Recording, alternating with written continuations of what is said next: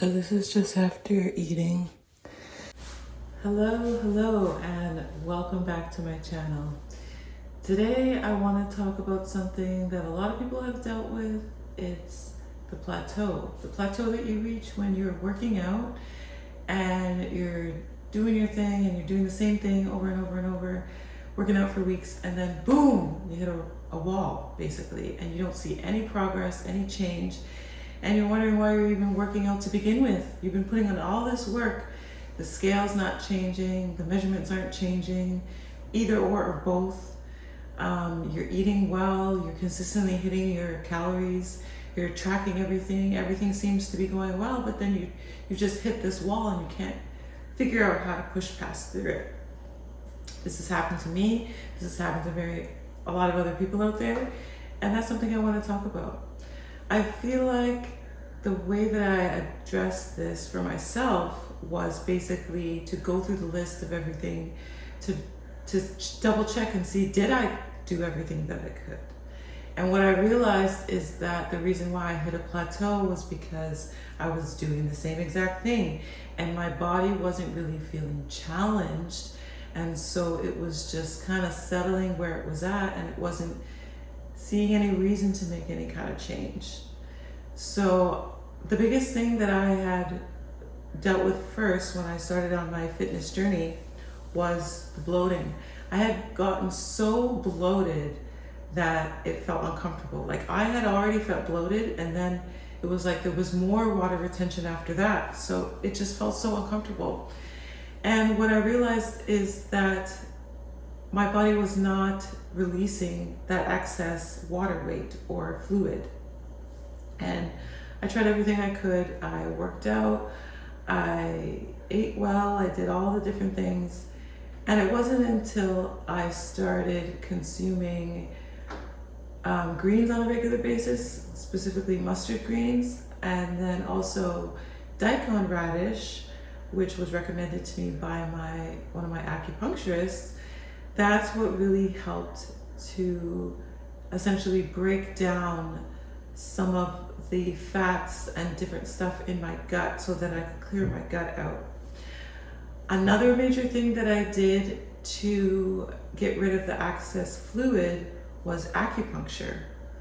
I told the acupuncturist what I was dealing with and that I had all this excess fluid, and then they put the needles or whatever they put them, and literally the next time I went to the bathroom after the acupuncture session, I felt this weight just leave me, like all this excess fluid.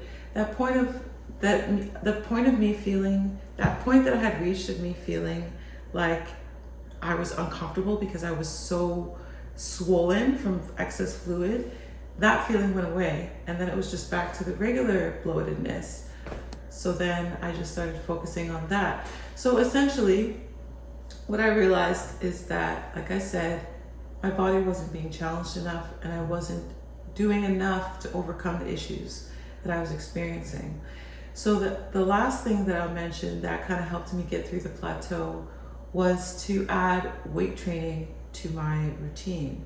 So I first started off, before I started my fitness journey, I was very sedentary. I was studying for something.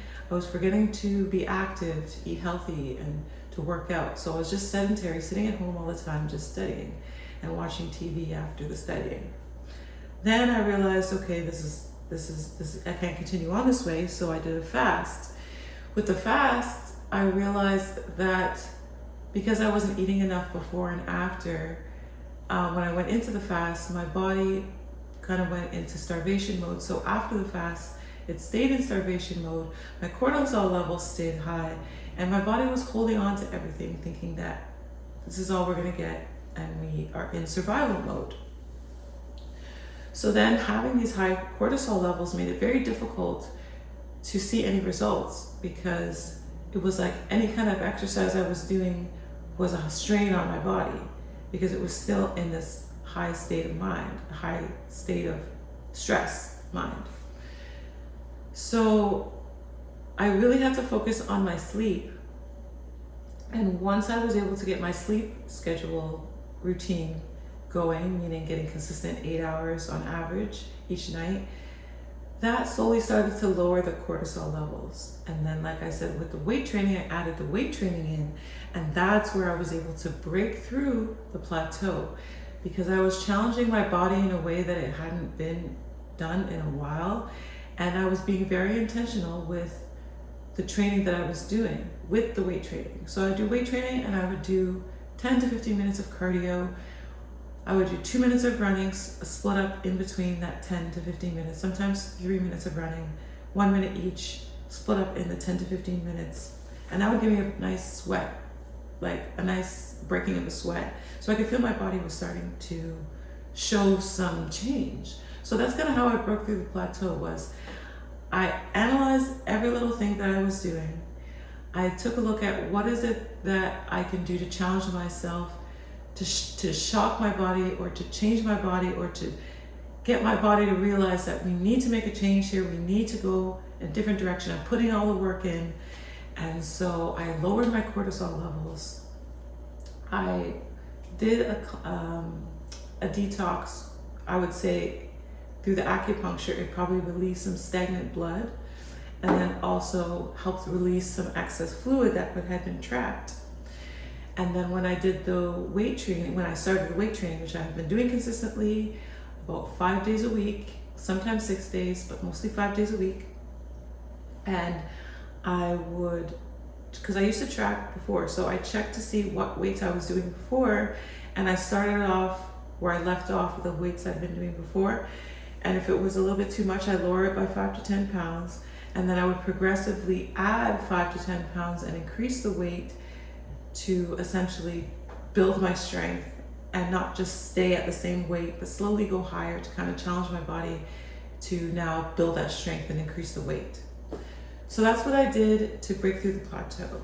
I'm not saying that each individual person will have the same results as me, because they might have different things on the list that they have not or have been doing. So it's up to the individual to take a look and analyze everything that they've been doing so far, and what they've been missing, and how they've kind of got to this plateau stage, and then how they can kind of break free of that to then work towards their goals.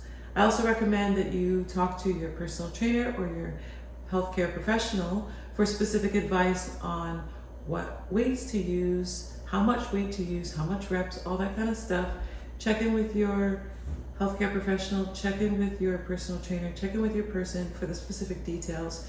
But I can tell you from a general perspective that if you're doing the same thing over and over for weeks and weeks and weeks, and you're not seeing any change, it's probably because your body has adapted to what you're doing, and you need to switch things up and do things slightly different in order to see results. And that's what I've been experiencing so far. Since I've started my weight training, I've definitely seen my muscle tone start to come back.